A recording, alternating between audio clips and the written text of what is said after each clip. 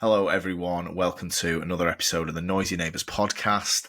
Wednesday evening. How are we doing, Christian? Right, mate. Yeah, I'm good. A little bit of therapy on it, so we go Yeah, again. so Feeling a little bit better. Can just refresh and talk about a team that's a bit better than our 2 showers of shit.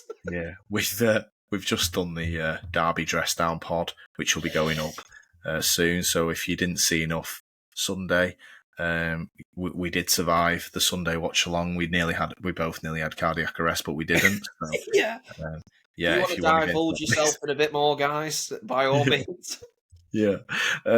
So yeah, we want to get on here. We want to talk about massive game last night for a few reasons, really.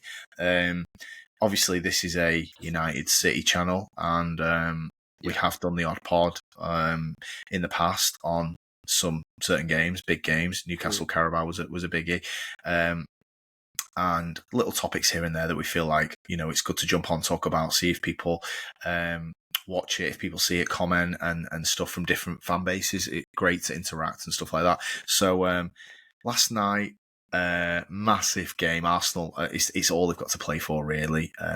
Obviously, Liverpool are going to win the Prem, and they're out of the other cup out of the FA Cup. Yeah. So Champions League, they get drawn against Real Madrid. Rival fans are laughing a little bit. I actually let's say something. I actually texted you last night saying I actually fancy Arsenal tonight.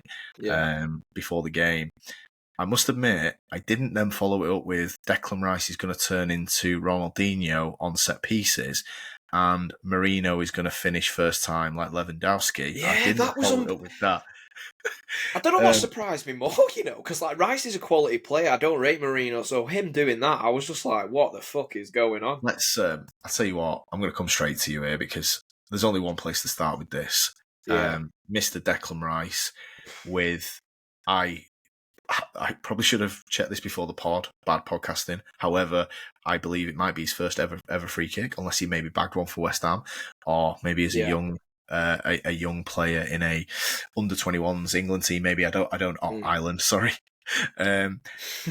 Probably his first ever free kick he's ever bagged. And certainly he's never bagged two in a game. I mean, the list of players who've scored two in a game, I think there's only 4 who've scored 2 free kicks in a Champions League game. And I think it's Ronaldinho, Neymar, Cristiano Ronaldo, and one other player. I don't want to get it wrong. It might have been Juninho Pernambucano, who was like one of the all-time greats.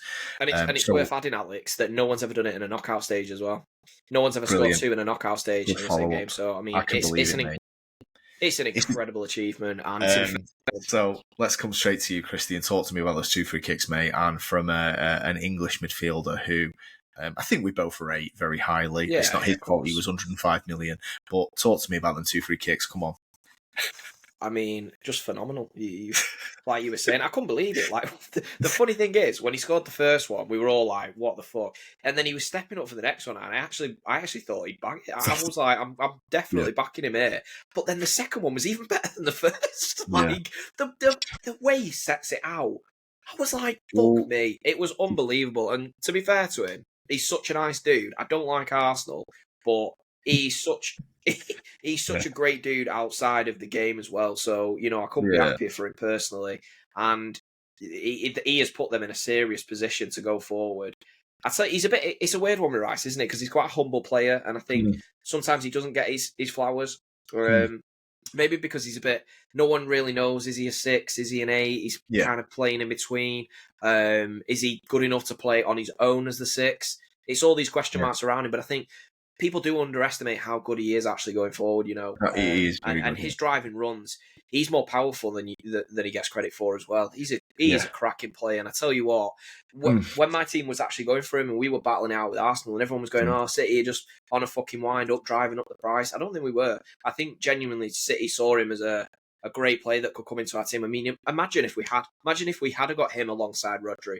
It'd have worked perfect. Now I see, and everyone else sees, what Arteta and Pep were obviously seeing at the time, and that is why ultimately me and our kid are podcasting, and them guys are on 300 bags a week. But going back to Rice, mate, seriously, fair play.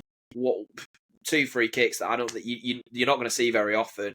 And the Arsenal performance in general was really good. And I think these kind of games, they do help Arsenal, and I do think you're going to see the best of them in the Champions League because teams ultimately are going to try and score against them. I think where Mm. you see Arsenal's frailties when teams sit back and they're Yeah. happy to let Arsenal, they just go on and try and score because Arsenal ultimately are going to really struggle to break the back line and break a team down.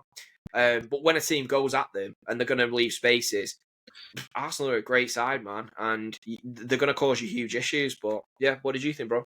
Yeah, I thought both free kicks were absolutely exceptional from Rice. I think Courtois is the best goalkeeper in the world. I actually think he showed that last night. I thought he was man of the match. Well, obviously Declan Rice was man of the match, but I thought he was the second best player on the pitch for all 22 players. Yeah, and they conceded 3 goals. What does that say? They conceded 3 goals, and we are talking the first one. His to set it out that far, bring it back, is exceptional ball striking. Yeah. Anyone who's struck a football knows how difficult that is to set it out that far and bring it back. Roberto Carlos-esque, wasn't it? Carlos-esque, yeah. He was in the crowd last night as well, I think. Was he actually? I bet he was proud I'm of that sure one, he was, yeah. I'm sure. Unless I'm dreaming, I'm sure that got mentioned on Prime. The famous Carlos free kick is like that, but it's with the outside of his foot, and he spanks it out against France, isn't it, for Brazil?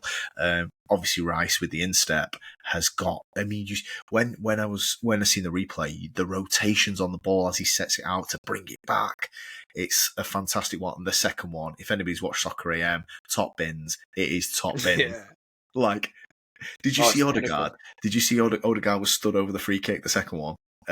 So Odegaard's left-footed, so he stood to the right of the ball as if he was going to take it. Obviously, everybody in the stadium knew Rice was going to nail the next one. Goes in, Odegaard, hands on his head like that. It's brilliant. It's a great shot, and I really like Declan Rice, and mate, his hands are on his head because he knows he's never taken a fucking. Yeah, I mean, he should have never been on him anyway. Odegaard, he's crap at long shooting, but Declan Rice, this has been coming, by the way. He takes the corners from where this set piece shit's been coming from. Him and Saka take them on opposite sides. I know Saka's been injured, and this ball striking has been coming, and sometimes you've got to score one to get to take them in a way. If you want to put your hand up and say I want a free kick, you've got to score one. He's going to score 2 past Courtois in a quarterfinal of the Champions League, man. So like you said, step away. Anybody else? I mean, they haven't got a great free kick taker anyway, really. Odegaard is not a great free kick taker. So what a massive situation this is for Arsenal now, because their season is alive. It is alive now. I was just going to ask you on that, Alex. What your thoughts are? We've seen these Real Madrid sides and how the fuck they do it. I don't know, with some voodoo shit, but they seem to always turn it round. Mbappe's coming out again. He's saying, "Don't rule us out." What do you honestly think? Me personally, I just think they've bitten off more than they can chew, and I think that their luck has finally run out. And I think this has been coming for a long time. But just hit me with your thoughts on that. Yeah, no, I think that they've not been as dominant as maybe people think, and I think people have just been rolling with Madrid in their predictions because it's Madrid, and I don't actually think people have been watching the games. People forget this very struggling City side were 10 minutes away from winning the first leg 2-1 and going to the Bernabeu with a puncher's chance, or better than a puncher's chance, and the 4-4-2 with Bellingham on the left with Camavinga and Modric. Didn't like it. Don't like that at all. Rodrigo and sticking Vinicius and Mbappe up front. They've no chemistry. I'm not buying it. No. And can I just say that Rodri, he plays for a rival team. I support United. Rodri plays for Man City. Thank God Rodri won the Ballon d'Or over Vinicius. He is insufferable, that guy. And I thank God we didn't have to have him as a Ballon d'Or winner, because he'd be chirping even more than he is. Did you see him in the Brazil game against Argentina? Yeah, I've seen it. Stupid bastard went to Paredes. He went, "I've got 2 Champions Leagues," or something like, one. However many Vinicius has got. Has he got 2? Yeah. I think he's got 2, hasn't he? Vinicius went to Paredes. He's got 2 Champions Leagues. Paredes went, "I've got 2 Copa Americas. I've got 1 World Cup. You, 0. Like that.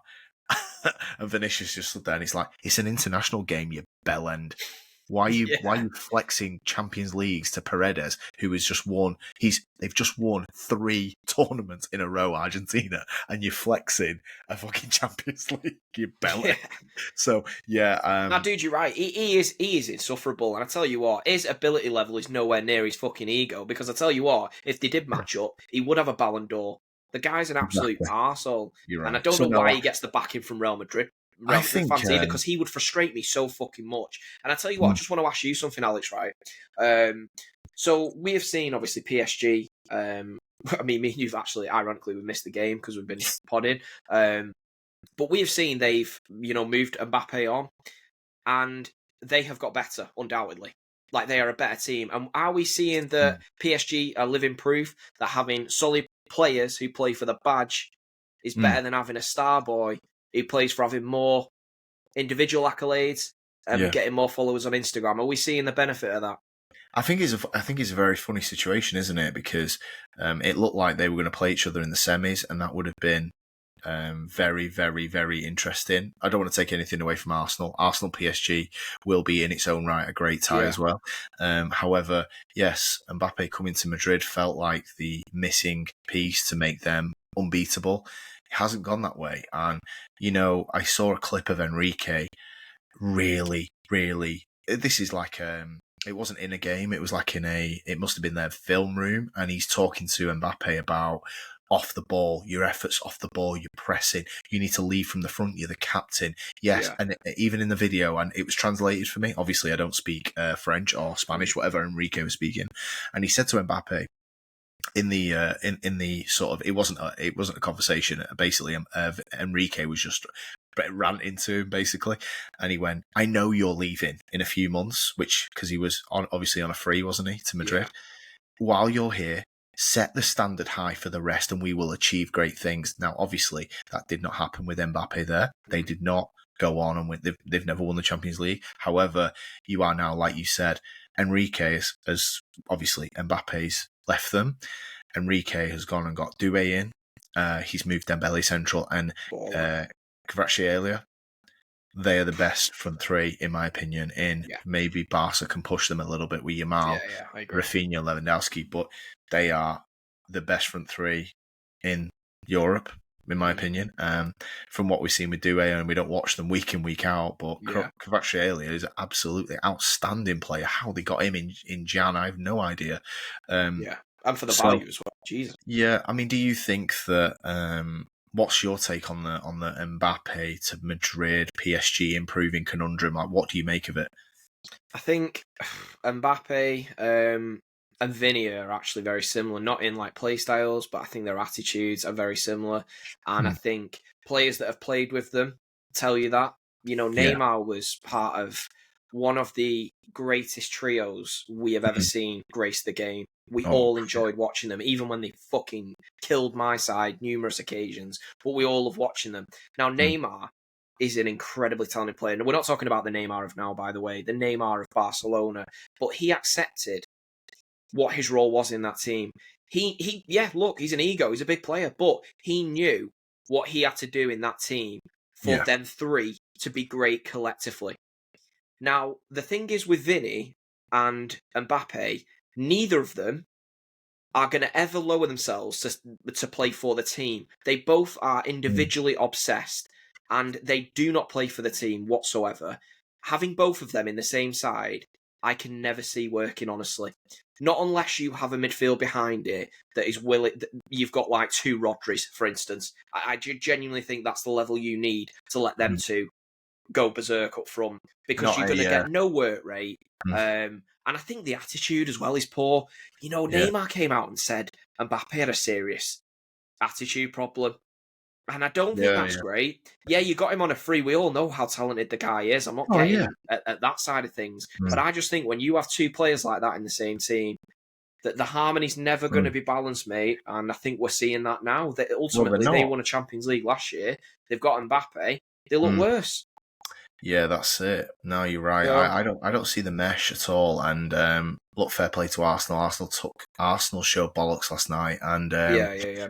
you've No, got to big give up. it, like them or not, like, and just a shout out to another two English players actually that I want to mention for Arsenal.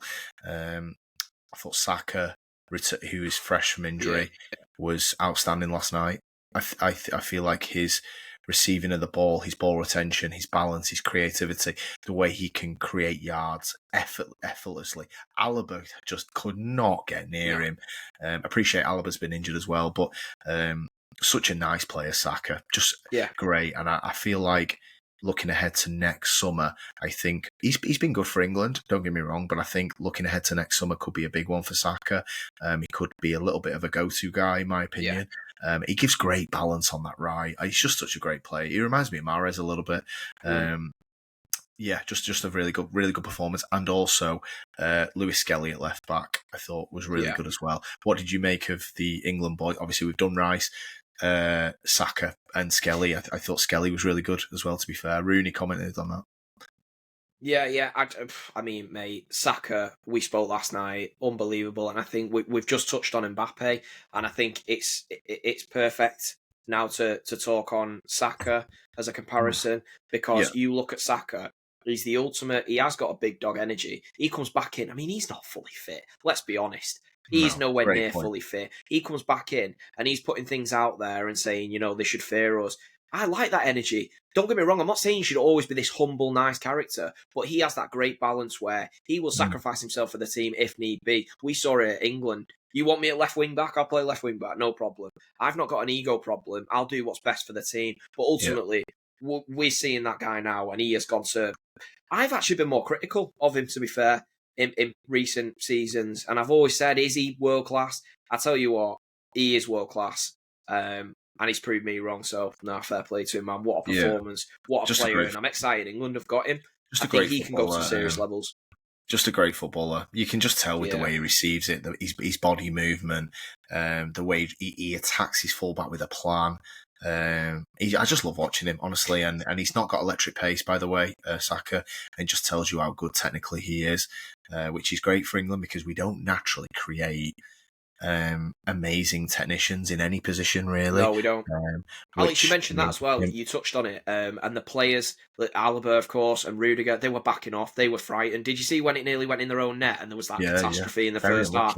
That was all due to just being scared of Saka and what he's capable of on the wing. They were backing off. They did not want to be part of it at all. They did not want Saka on the ball. And when he was on the ball, none of them wanted to go near him. You are seeing a proper footballer, and he's going to go to fucking levels, mate. The sky's the limit with Saka. Yeah. I can't wait to see him in the second leg, to be honest, at the Bernabeu and how he handles that occasion, because they are looking at this remontada of a comeback. Madrid, they're banking on their Champions League hoodoo. And the message is that Saka, like you said, he's not like loud, but lead from the front. And you play offensively, get your team a goal, or create one. Same with Rice, same with Odegaard. You boys need to be big in that second leg. Don't let them get an early goal, because you are missing Gabriel. He's out for the season. I tell you what, if they had Gabriel, Madrid, there's no point even playing because Arsenal are good defensively. But still got Saliba. Timber's very good. Lewis Skelly is, I think, going to be a really good fullback. I think he's pretty good now, to be fair. And Raya looks like he's calmed down. So, can you see anything other than them going there and just seeing a bit of a professional job from Arsenal next week? I was just going to spin it on you and play devil's advocate. I genuinely think this time, I just think it's one too many. And I don't think they've got the capability of actually doing it. It might piss off if any Madrid fans stumble across this, but I genuinely don't think they're going to be able to do it. And I think they got exactly what they fucking deserved. And to be quite honest, I'm sick of it. I'm sick of them scabbing through on shit VAR decisions, dodgy penalties, a double hit on a shootout. Oh, come on. We're really fucking scraping the barrel now. And I think time's time on it. Mate, I don't like Arsenal. But are they the better side? Yeah. Yeah. No, that's the thing. And also, just before we wrap up on it, I do just want to give Marino his props. He's a centre mid and he's playing up top. That finish last night, obviously, Declan Rice takes the plaudits, by the way, clearly. I mean, to turn into David Beckham and bang 2 free kicks past Courtois, rightly so, by the way. But I tell you what, first time finish from Marino in the bottom corner, I mean, I tell you what, I know he's not a striker, but he absolutely took that, didn't he? Absolutely took it, and fair play to him. So, Oh, um, 100%. just before we finish, right, I've got something I do want to talk to you about, Christian, with the set piece coach, Palava, from last night. Yeah, yeah. You've seen him on the touchline. Now, I don't know if you've seen It's not Declan. AirPod Albert, is it? Is he the different one? What's his? I don't know his name. I think AirPod Albert's someone else. I think that's who. Right, okay. They got a selection of them Arsenal matches. Yeah. So, Jova, I think he's called. I don't know if that's a nickname. This is Declan Rice here. Okay. So, yeah, Declan Rice after. If you see the set piece coach, so it's tragic. Arteta sits back down, and the set piece coach comes forward when they've got a set piece. It's a free kick, and Declan Rice was like, "I want to fucking shoot, mate." Anyway, he was going like that, like this. Sorry, camera's a bit close. And in the aftermatch interview, Declan Rice said to the boys on Prime, he was telling me to cross it. However, Bukayo said, if you feel it, go for it. This is Declan Rice's words, by the way. So obviously he went for it and fucking nailed it. And I just want to talk about this, that you've got, even just the fact you have a set piece coach standing up when there's a set piece fucks me off just generally. It's not football, in my opinion. No. Fine, have your set piece coaches at the training ground doing their bit. However, this is a moment in a quarter-final where, you know, what is this micromanagement? It's not Football Manager on a laptop. It's not numbers. And you know what? I'm so glad Declan Rice thought, nah, you know what? I fucking fancy this. I can fucking score here. You know what he'll be doing? The set piece coach, he'll be sat there going, the XG of a shot from Declan Rice compared to the XG of a cross and potentially a Timber or a Saliba header. It'll be more likely that we score off a cross than a shot. That's not how moments work, though. It's not a moment's work. And you know what I'm so glad about is that Declan Rice went and did that last night. And it's a big middle finger to the guys who are trying to drum football down to numbers and sports science and stuff like that. What we love about football is the impulse moments and the moments of genius. Yeah. I know you don't associate genius with Declan Rice, but you can last night. Fair fucking play to the guy. He watched his set piece coach tell him to cross it from a shooting position, and he was like, nah, you know what? I'm going to take a shot here because it's 0-0, it's tense, and now look at them. They're on the verge of the semis. And I just want to say, kids going into school today, Arsenal fans probably down in London, North London, going to school today, I bet you any money they'll be talking about that on the bus. They'll be talking about that in the playground. They'll be trying to recreate it tonight with their mates after school, because that's what football is about. I remember when Ronaldinho scored a goal against Chelsea in I can't remember the year, 2003, 4, 5, I can't remember. And he brings it down on the edge of the box. He stood still. The ball's under his foot. He doesn't come out and recycle it. He toe pops it in the bottom corner past Petr Cech. Yeah. And it is just mind-blowing. And you know how good that was. I remember me and my mates trying to recreate it five-a-side for weeks, months. It didn't go. We were talking about it all day. I remember sitting with my mate in Spanish the day after talking about it, and we were just in awe of how amazing it was from Ronaldinho.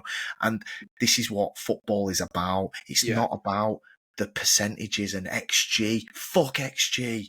Slap it in the top bins of the quarterfinal. No, you're so right, mate. Don't lose that flair, because it's what's made us all fall in love with football. It's why we're all football fans, right? And it's, mate, we were talking about on the last pod, or a couple of, I think it was last week maybe, and we were saying about the this bullshit show they have, like refs having their own show about VAR. Mate, this is all part of the same bullshit where we're making it into this fucking theatre. You know what I mean? It's a fucking mess. Why have you got a guy on the touchline who is part of the backing staff?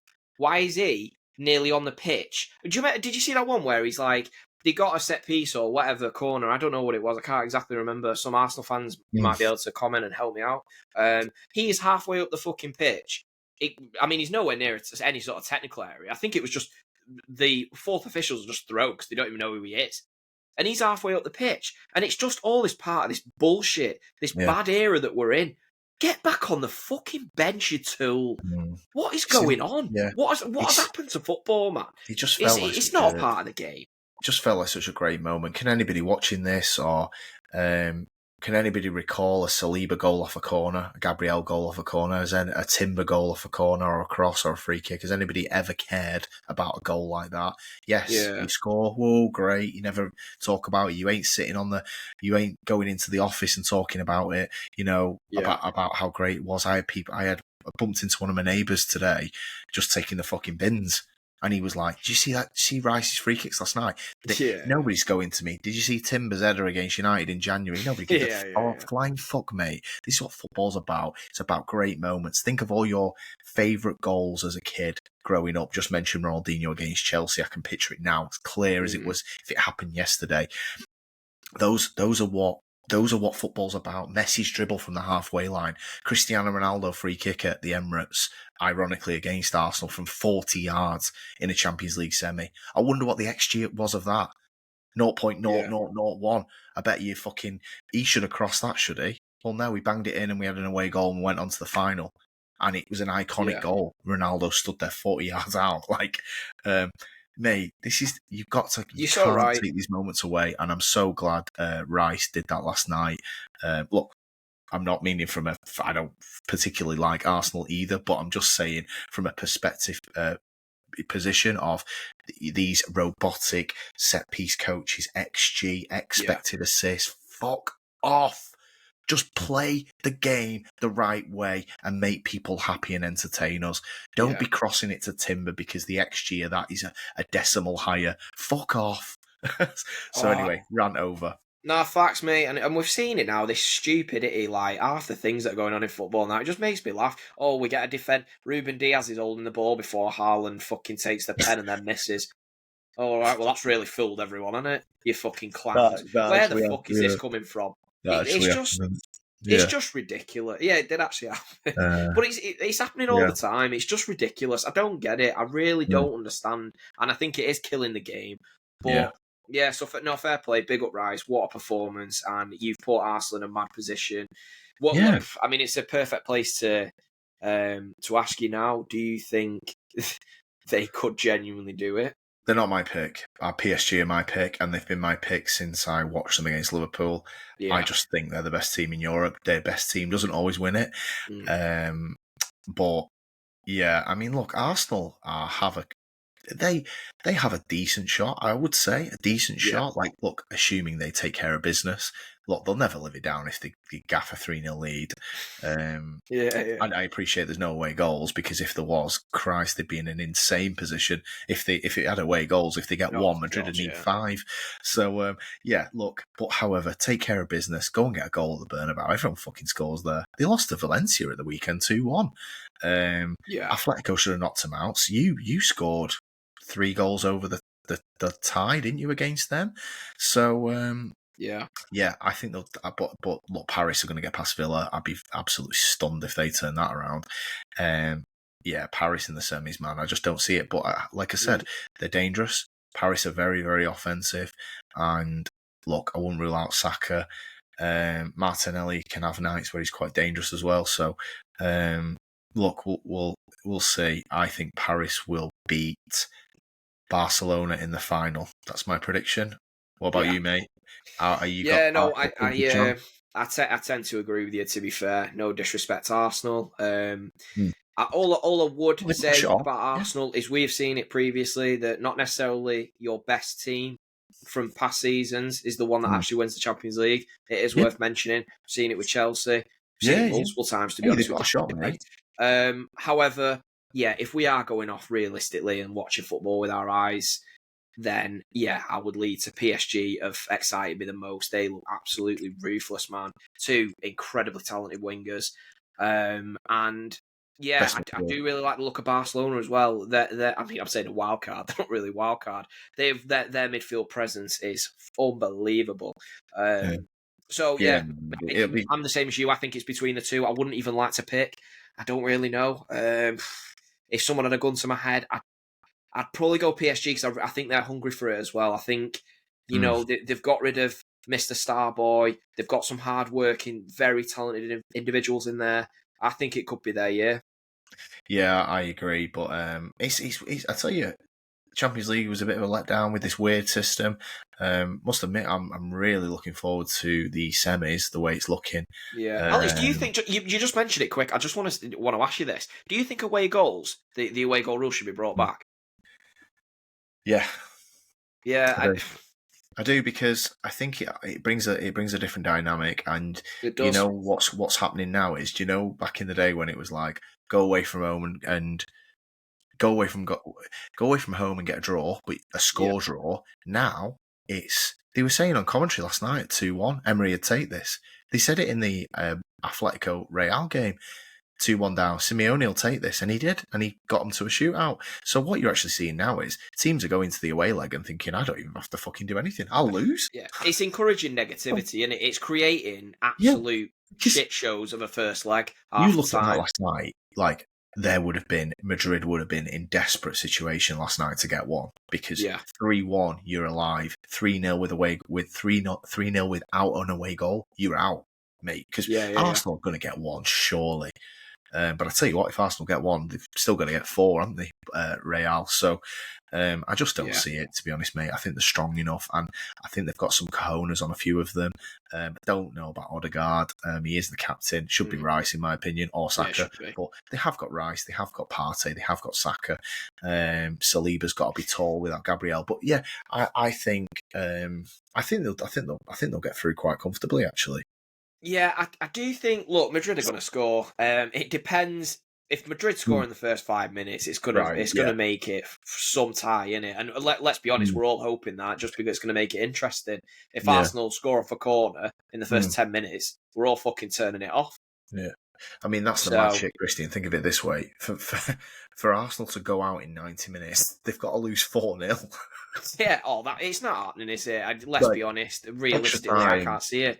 Extra time could be on the cards. A 3-0 Madrid win. It doesn't sound that far fetched. I don't. They need to re-sign Joselu. Joselu. Nah, their Champions League hoodoo's over, mate. And PSG will wax them anyway. PSG will. PSG will find Arsenal harder, because at least Arsenal can match up physically a little bit better. Yeah. If you're rolling Modric, Camavinga and Rodrigo out against João Neves, Fabian Ruiz and Vitinha, fucking forget it. They will decimate Madrid. Seriously. I agree. It's a bad matchup. It's a bad matchup, mate. I just feel like, do you think what do you think of Camavinga last night as well? I know he got sent off, but just regardless, his general performance, what did you think? Hectic. I think he was combative. I thought he got away with a few fouls as well, and he got sent off. I thought he'd give a few fouls away that didn't get given. Strange thing to say about a guy that got a red, but... What I will say about Camavinga is last night, playing him in the midfield too with a 40-year-old Modric. Modric is an all-timer, by the way. Absolutely class player. Rolls-Royce. But, Rodrigo is a right forward. He's not a right midfielder. And Bellingham, you are really square pegs, round holes, putting him in on the left wing in a 4-4-2. I know they're doing it because Vinicius, isn't it mad? Vinicius is this great. Bellingham's having to sacrifice his whole game to stick him up front because he won't track back, the lazy bastard. Mate, this is without the addition of Trent. You know what, God, can you wait for that when he's going to be their bloody right midfielder soon as well? It's going to be fucking chaos, that. That's it. They've got to go back to some... And Camavinga, he's missing, so I'd imagine Modric is in again. Man, look, Arsenal, they'll never live it down if they fucking go out now. If they go out, I will be tuning into a certain channel on YouTube if they lose this. Yeah, mate. Oh, definitely. God, it would go on. I'll tell you what. So we do our little watch-alongs. If Arsenal go out in the second leg, should we do a Lee Gunner watch-along post-match? It's happening. It's happening. It'd be our most viewed fucking live as well. Yeah. We're absolutely class. But no, I enjoyed that, Christian. It's good. Obviously, we're clinging to the B-rate European competition for at least another week. You're out of everything except the FA Cup. And we're doing an FA Cup charge, mate. Yeah. I tell you what, Arsenal, fair play to you. Enjoy it. Hope you enjoyed last night. It actually, when I watched it, it took me back to like a bit of a Fergie tie. where you're at home and it's like a bit of a 50-50 and you just go and batter them because you're at home and the crowd get into it, and some of your players stand up tall, and it reminded me of a bit of a Fergie game from like either the 90s or the 2007 era. So I feel you. I think of it quite you similar, to be honest. We obviously a had lot that game recently. where we stuck it to them, and you know what? Fuck Real You Madrid. were ridiculous that night. Yeah, mate, I'm sick of fucking Madrid. I am sick of them, and I think they get ridiculous decisions. I'm sick of how lucky they are, and they were outplayed by a better side who deserve to go through. So forget what I think of Arsenal or my differences with that club. I think you've just got to call a spade a spade. They deserve to go through, and I'm pretty sure they will. So yeah, fair play. Just before we wrap up, the other side of the draw, Bayern, 2-1 down to Inter at home. I tell you what, going back to the away goal conversation, thank God that I bet Bayern are glad there's no away goals, because Jesus, they would be in serious shit. Losing 2-1 at home in the first leg, they'd be out nearly. Even so, mate, going to the San Siro and they're going to have to win. They've left themselves a fucking mountain there, and it's not looking great for company, that. No, they've not been great. Again, have the well, we're seeing for Bayern, they ultimately, if you don't win the Champions League, it's a bit similar to PSG, in it. The leagues are given, other than obviously what Leverkusen did last season. Yeah, and then you sort of judged on your Champions League performances. So it's going to be on company. He'll have his first year because he'll win the league. But I tell you what, after next year, that's going to be an interesting one. The pressure's going to be on him in the Champions League. 6 points clear of Leverkusen in the league with... Did they play 36 in? They play 36 games, don't they? I think so, yeah. Or is it even less, is it? Is he 34, actually? 34 games, so there's only 6 games left in the Bundesliga. So Kane's going to finally win a trophy there. But going out to Inter in the quarters is not very good. But Inter are a tough side, well organised. You had them in the group and they were good at City. Lautaro has his moments, so... But Barca are good, man. Lamine Yamal's fucking outstanding. Rafinha's outstanding. You touched on the midfield. I tell you what, that would be some final. PSG Barca, because those midfields ain't backing down. Nice. It'll just be chaos.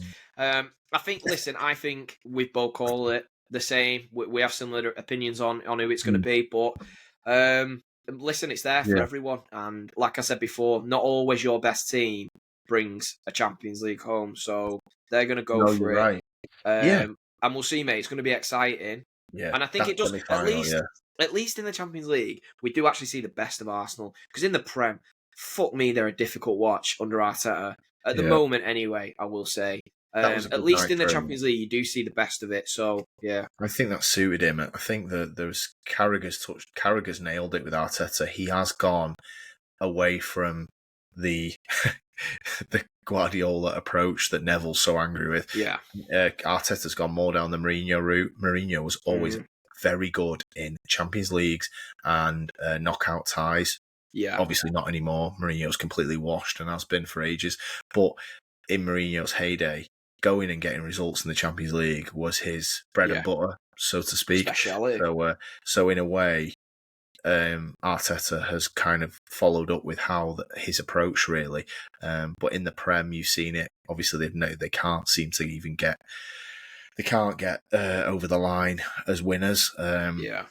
But in a knockout tournament, the way Arteta sets up, it is suited to it. So yeah, man. I mean, if they had Gabriel, I think I'd give him a bit more of a better chance because he's their best defender, basically. Yeah, it's just that Paris game. I can't see him beating Paris, but like you said, mate, it doesn't.